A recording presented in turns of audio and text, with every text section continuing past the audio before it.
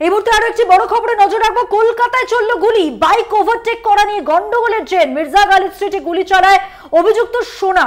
একদমই তাই, প্রকাশ্য দিবালোকে চলল গুলি। খাস কলকাতায় গুলি চালানোর ঘটনা এবং সেখানে যে বিষয় নিয়ে উঠছে যে এক যুবক তিনি গুলিবিদ্ধ হয়েছেন এবং তাকে হাসপাতালে ভর্তি করা হয়েছে। আপনাদের জানিয়ে রাখবো, বাইক ওভারটেক করা নিয়ে গন্ডগোল, আর এই সামান্য গন্ডগোল থেকেই কিন্তু গুলি চলল খাস কলকাতায়। প্রকাশ্য দিবালোকে গুলি চলার ঘটনা সামনে আসছে।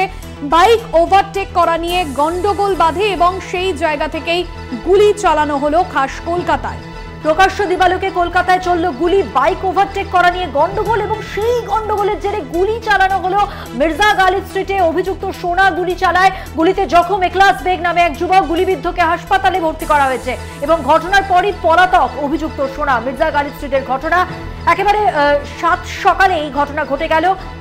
বাইক ওভারটেক করা নিয়ে বচসা এবং তার জেরে গুলি করলো অভিযুক্ত সোনা, যে পলাতক।